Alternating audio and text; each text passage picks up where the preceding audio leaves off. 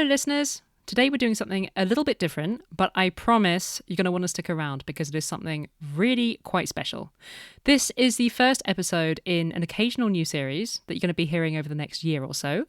It's called This Is What a Generation Sounds Like, and we are very, very excited about it. These episodes are personal stories from young Europeans tackling a broad range of issues that affect young people across our continent. We're making them in cooperation with Allianz Kulturstiftung, an independent not-for-profit cultural foundation committed to strengthening cohesion in Europe using the tools of art and culture. Josh and his father Franco wrote to us from deep in the south of Italy. Josh is a professor of many things, and his father Franco is a restaurant owner and an entrepreneur. It's a coming-of-age story. It's two coming-of-age stories, actually, at very different stages of Josh and Franco's lives. And we're handing the microphone over to them this week. This story was co-produced by our producer, Katz, Laszlo, and Josh Prezioso. And this episode is probably one not to listen to with the kids because there's a bit of sexual content and strong language. Hey, Daddy. Hi, love. So, here we are. How do you feel? Honestly, I've been nervous. I feel you. So, let me do the talking then, okay? Go ahead, my son. Introductions first. I'm Josh, and this is my dad, Franco, over the phone. I'm honestly reading some notes because I'm quite nervous too. So, so far, we've introduced ourselves as a traditional dad and son duo. There is yet another story, though. We're both, in fact, gays, homosexuals. Both my dad and I. We both come from the tiniest village in the south of Italy you can think of, where this bond was once a shame, a sin and a disease even. This is not the story we want to share with you, though. Right, Dad? At all, Josh. This is a story of friendship, pride, understanding, and empathy. We are Josh and Franco, and this is our story. My father and I both grew up in Ostuni, a small town in Puglia, right on the high hill of Italy's boots. You might have heard of it. It's a cool place to go now. But that wasn't always the case, and we're not tourists here. The ground is red, it's beautiful. The color in the moment is, I think, the best in the year. In May, anything is green and red and yellow, many colors. The smell is beautiful. The ground from the flowers, from the grass, butterfly and fly, and the smell from the sea. Also from smell from olive tree. Oh, it's so beautiful. When you live in the same place for many years, you say, ugh, shit. And the people of Ostuni, young generation, so sad and I don't like it. It's nothing. After, when you go outside and return, say, oh, Ostuni is my heart. It's so beautiful, it's so romantic, it's so vissuto, come si dice, Giosuè? Wow, vissuto, like, you know those terms you can't really translate. I would literally translate as lived. You can tell that there's been a life there. Lives have definitely been lived here, and we're here to tell you about ours. Today, we're openly telling a story together, but it definitely wasn't always like that. It was a voyage for us both, and you hear it in our voices. Sometimes they get blasphemous, unprofessional, vulgar even.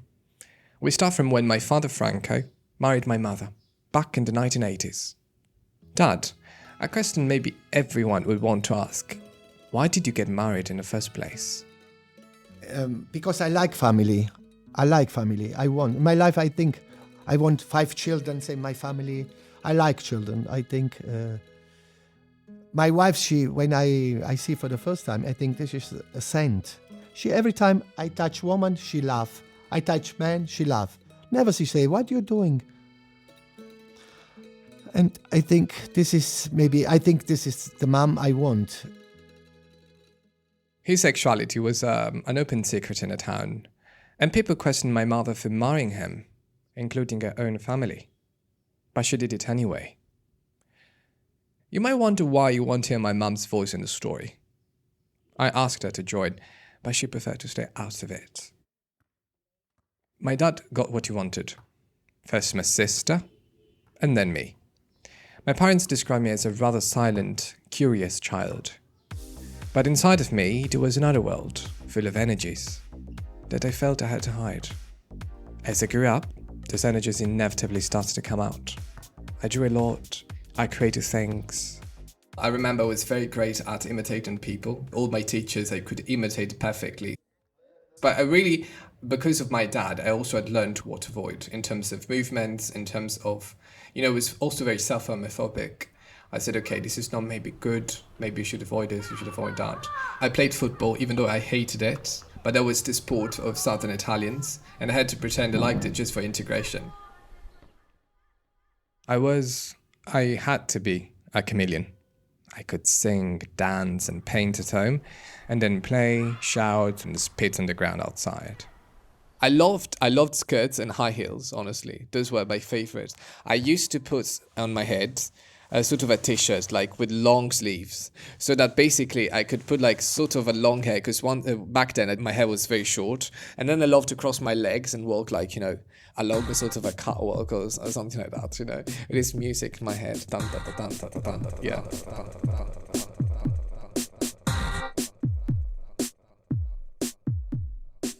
My friends call me Josh, but to my father, I'm Josue. In a lot of ways, I was different to my dad. I was the first person in my family interested in school. Neither of my parents finished secondary school education, so I bought books myself. But quickly, my dad started worrying about some of the similarity he recognized. My problem is, I think, I understand Josue gay when he maybe 2-3 years. I say, I very sad, because I say, now Josue send me, the people violent him and say, are you gay, your father gay? And, this is for me very sad. In the same way that I both did and didn't know yet that I was gay, I also did and didn't really know that my dad was gay. People talked about him, about me, but I mostly squashed those thoughts. Back then, was when I was 11, men for the first time in our history, were allowed to wear bags. Those little bags where you put phones in? I said, yes, I can finally wear a fucking bag. So I persuaded, after lots of conversations, my grandma to buy it. I said, okay, done, got it. I go down the stairs, I'm walking, and my grandma, she goes out in the balcony and she's looking at me. And I was like having my moment, I was walking, blah, blah, blah. And she goes on the balcony, she's looking at me for a couple of minutes. And then she says, you're walking like your dad. But in such a discriminatory way. I was having my moment, so to me it could be New York, okay? But she destroyed that. That was always the thing with my grandma. With my dad, he was always really humiliating in a sense. He came to me and he asked, why are you doing this? It's wrong, don't do it. Sometimes he was a sort of a friend. He'd say, oh my God, you look so cute and that. But I know he was just a bullshit. So I really never knew how to behave, honestly. It was so painful all the time. Because it felt nice, but not right. There was a part of my father that wanted his manhood to be proved by having a stereotypically manly son. And I didn't give him that. In myself, also, I want Josue not gay because it's stupid at the beginning. Now, no. I want the people think, look, the gay make a man. He make Josue is a man, He have many women. And my dad, I remember, he had this sort of idea of this iconic man, with a suit, going to office, going to the bank, and of course he was a completely different stereotype. But that's not his idea of masculinity anymore. I understand now, I don't like this person. I think when you affrontare, come si dice in inglese? Face. When you face the life, this is for me, man. It's not because you fuck a woman and you are strong and this, no. When you face the life, in every question, money, work, contact with people, this is for me now, this is man for me. Now I'm very happy my son is Josue. For me, it's no gain. Just when he's happy, I'm happy. That's a big shift. How did we get here? I think I need to tell you about my dad's restaurant. The answer might be there. I say, I want beginning a new life. And I open this restaurant.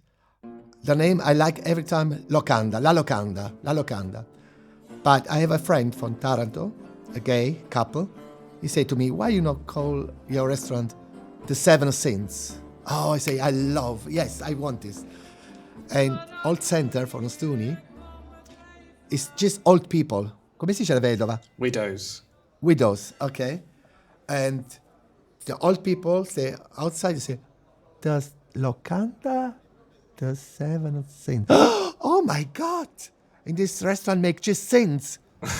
I'm very happy, I say. Good. The neighborhood around my dad's restaurant was the old center, a web of narrow streets filled with the smell of basil and tomatoes. Neighbors called out to each other, mostly old widows. Yes, widows. Italy's got a lot of old people thriving on the Mediterranean diet. And well, the men die first. You walk through a gate, La Locanda Seven Sins, painted above it. There's a courtyard. People drinking, chatting, flirting around a fire pit. It smells of wood smoke and hot summer air. You go inside. It's completely different to anything else in the town. The space feels religious, filled with traditional ornaments. But the music is loud. And then there's my dad welcoming you. And the smell is fried from oil. Rich tomato sauces, fermented wine. I make pasta, little ears. I go outside, and the people English say, "Oh, beautiful! What you doing?" I say, "Come inside. You're testing." I make gnocchi. I make cavatelli. Simple, traditional local food. Coffee bubble through a percolator. No machine. And you know, being the Seven Sins, there's sinful sandwiches on the menu. Gluttony. It's very big. Say, oh my God, I can eat this. Stinginess. Small one. And the bestseller, lust. And I make dick with bread. I make myself. First, my dad baked a dick-shaped loaf of bread. He filled it with salami and squirted mayonnaise on the head. He told kids who ordered it that it was too spicy for them, to avoid awkwardness. And one time, one old woman, she say she want last sandwich. Oh my God, because I make a dick, with balls and I cut half and I bring. She say, why you cut? I want together. She make, oh my God. And on the head from the dick, I do mayonnaise, the cream. Yeah, and she say, I want this. No, you cut the dick. Why? Oh my God. The restaurant was a place where sexuality wasn't judged. A place with a reputation and occasional themed gay nights. Beyond the room filled with people eating is a second room, separated by an alluring curtain. Velvety red, so very lusty. Very lusty. And in order to go through to the loo, you have to go through the curtain, so it was a sort of an invitation. This room was all red velvet and sofas. A sort of a boudoir. I remember touching these sofas and so on and so forth, and my mum just told me, Josh, never sleep there, because sometimes I used to go to the restaurant. You're pregnant. Yeah, I can get pregnant, right away, because I remember my mum... In spite of the very explicitly sensual decor, my father insists the sex people had in the velvet room was spontaneous, organic. I don't make the red room because I think I'm sex. I'm Irish. Red is my color, But maybe Freud would tell you just that you just knew, but not on a conscious level.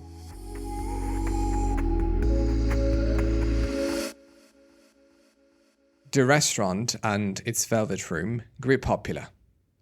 People would come from neighboring towns several hours drive away. And sometimes unsuspecting tourists just wandered in. Rumors spread of sex parties, orgies. There was obviously gossip. So of course I knew something was going on, But it was also a cognitive dissonance where I really didn't know. I had this moment when I was playing outside with my friends football.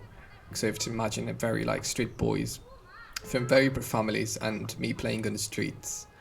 And all of a sudden, while my dad is walking, coming back home after his job, the whole street completely muted. There was a huge silence. Because of course there was shame. So my immunity as a boy of the street completely got negated. And I could see this man walking, saying it was my dad. That was causing some sort of a shame, but I couldn't quite understand. I didn't even really know what sex was yet. It took me years before I figured out what was actually going on in my dad's restaurant and who he really was. I remember when I was around 15 or 16, I received my first laptop with internet connection. And for some reason, I googled La Locanda di Certificati.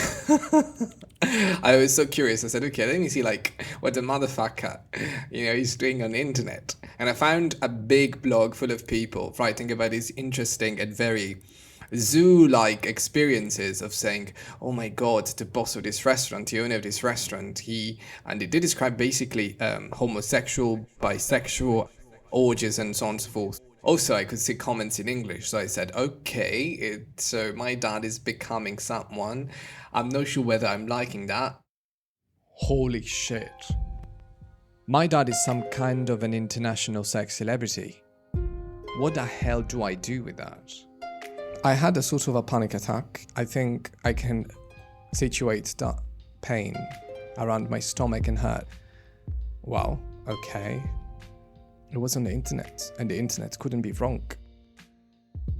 At the same time, I was just starting to have my first homosexual experiences. I had my classmate who had been my classmate for lots of years, and that was the very first person I experimented sex with. And honestly, I had bipolar sensation of gratification and discovery, but at the same time also shame. I was doing something shameful. You should know that this was a pretty traditional Catholic town. Not a town where you felt comfortable to be a young gay boy figuring himself out. Certainly not a place where you would have expected a sex-positive, gender-bending restaurant. But you should also know that the Seven Sins really was a restaurant. Families ate alongside people looking for pleasure. You're probably wondering how exactly that worked. There's plenty of very valid questions to ask, but my dad doesn't seem to really want to explain. So let's just say, things happened. But very, very spontaneous people, nothing bad. After the people, soon speak, in a Franco restaurant, gay night, orgy sex. It's not true, The people with a small mind think this. Why are you denying that? It's true.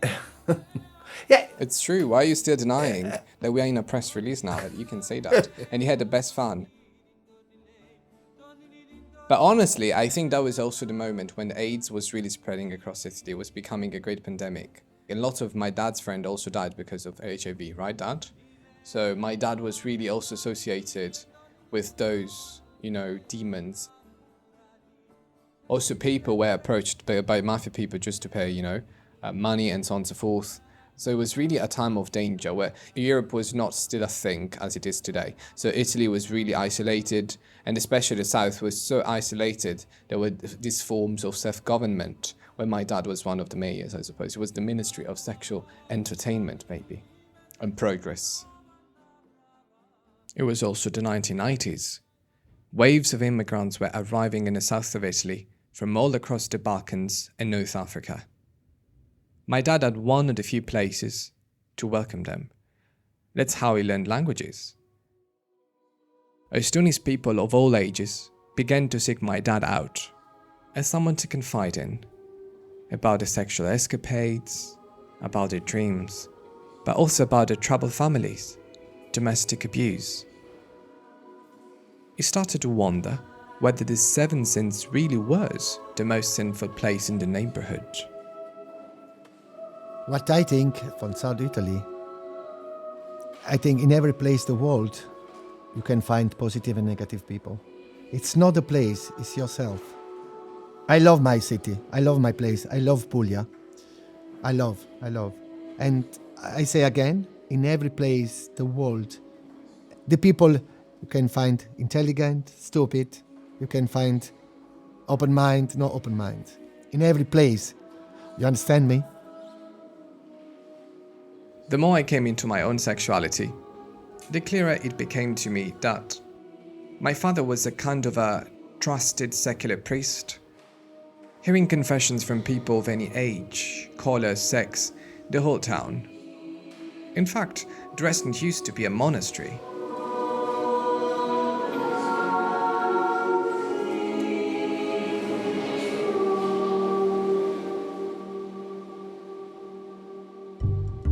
And my dad recognized its magnetism.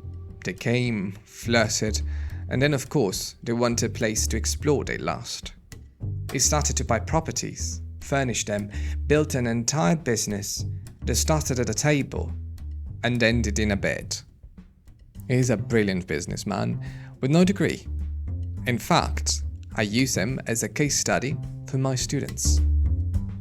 You would think that as a young boy, figuring out I was gay, it'd be ideal to have a gay father who had spent serious time building a safe haven for people to feel free in their sexuality. But it wasn't. He found it difficult, tried to encourage me to act normal. And I didn't love the idea of him being gay either. Ultimately, the world's prejudice seeped into our personal lives. And stereotypes had decided for us. To me, everything changed when I started going to an art school in another town. The amazing town, nobody knew anything about me, and the best time of my life. And that place, I had lots of people who loved me, who appreciated me, and that was the very moment when I think I was born. I felt cool, honestly. I really felt cool.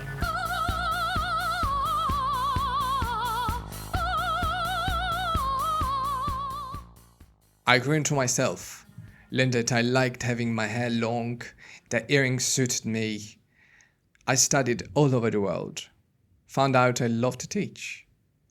For my father, he started to fall into himself when he moved out of his marriage with my mother. In that moment, I think he realized he was a dad. It's good for myself when I go for my wife.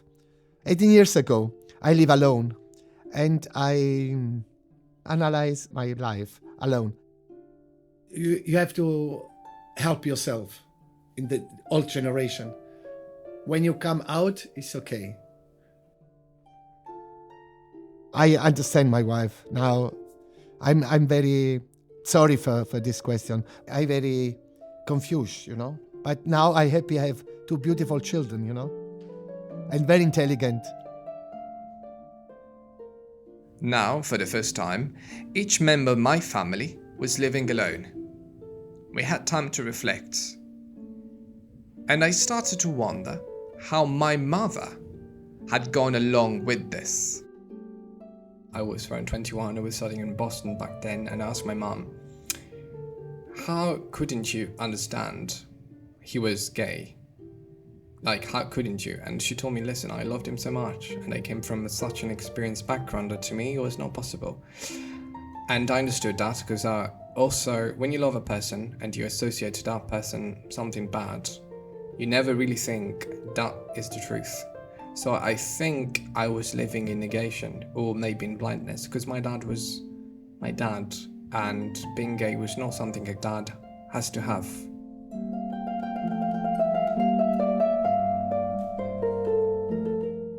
My mom and dad are friends now. Like I said, she's pretty traditional. She perfectly irons shirts, avoids people's judgment and the evil eye. I tried to explain this project to her, but I doubt she really understood it. To her, it's another one of me and my dad's mad schemes.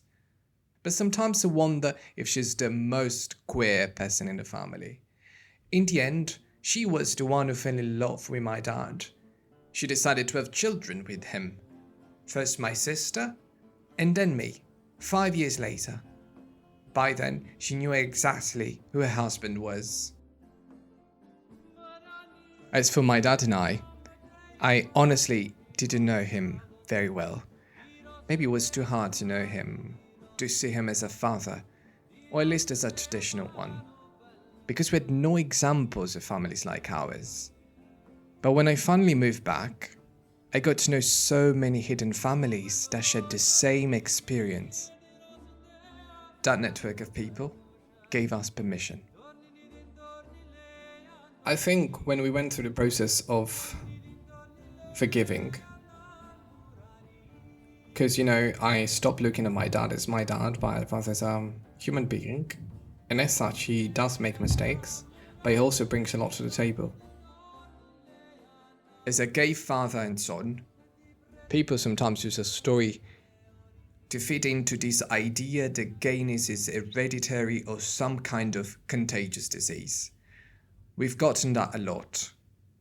To those people, this is what we like to say. I'm sorry for you. I think mi dispiace per te, per voi pensare questo. So he's saying that I'm sorry that you believe this. I'm not here to convince you. I wish I could convince you. And I hope that one day you might change your mind. Che non è una malattia. In my dad's words, I still feel a sort of anger or tension to prove. So that would be my generational change. I think the wrong is like when he goes to society and he gets manipulated in a way that it becomes a problem. I have to be intellectually honest, and I don't know the answer. But the fact that I might have inherited from my dad, it's fine. I've inherited so many other features of my dad, including this. What's the problem with that? It might be. Why should it account as a disease? It's the stigmatization that makes it a disease. I can't imagine a world without homophobia because I was born and I'm still living in one. It's a job on a daily basis to just defend ourselves from this fear that has been created. But when you take the responsibility to become a person in power, either a politician or a representative, you do owe me. I think this effort of imagining a world without homophobia should be in the mind of other people that have power, for example, politicians. I can't, so it means that a job is failing. Gay is normal. I think anything what you feel is normal. Respect is important. We both have clear ideas on what we like to see change. Yes. To talk is very important. Allora, okay, my father never speak to me. Not come to me and say, come here. What is the problem? Why my father not take my hand and say, come here, my son. Come here, don't worry. What is the problem? Now, I think it's important when you open your door from your house, you find love. You have to speak with your son. Why are you doing this? You okay? You love this? You have to speak and explain. Son, you explain me. Let me understand. It's not easy. But you have to trust, There was a beautiful program in Italy, because Italy, got unification very late. And up until the 1950s, 60s, Italian was a different language depending where you came from. There was not a unified language. And there was a beautiful program that was called Non è mai troppo tardi. That means it's never too late, where a teacher went on TV, main channel, and taught Italians Italian.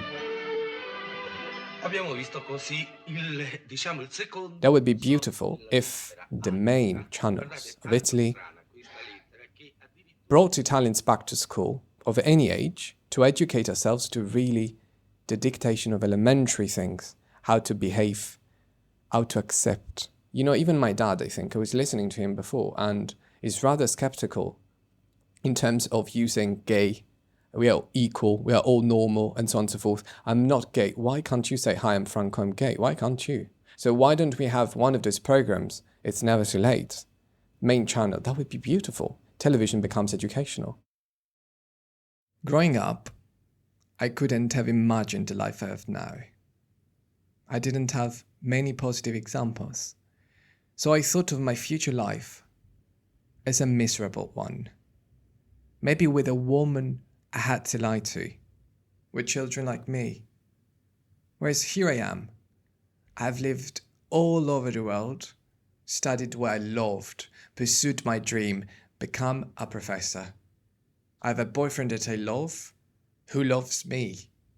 Of course it's not perfect, but I have my life together. And Dad, On behalf of all those who appreciate you, and also those who made your life harder, I have some words for you. I shall tell you thank you, because thanks to people like you, I can be the gay I am, because you cleared the ground. And you had so much less than I have, but yet you made your fight. So I thank you, generationally speaking, because you created a better world thanks to your stubbornness, love of sex, selfishness, anything. But I will thank you. This is really important to me as a gay, as a son, as an admirer, because I really admire the work you've done, because I think it's been very difficult for you. And I hope that society is giving back to you what you deserve. Thank you is really the word. As a son, as a gay, as a man, as a southern man.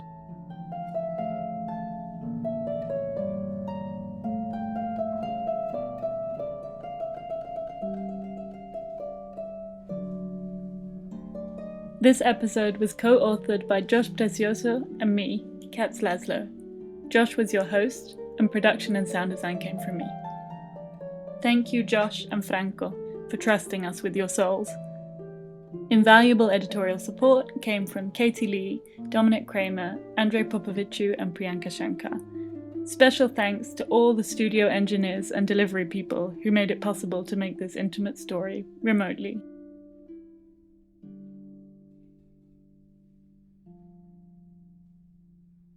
I'm wondering if there's anything that either of you want to say that you feel is missing, or like a question that you wish I was asking you. I want say you something. What you think from this? Is this for you new?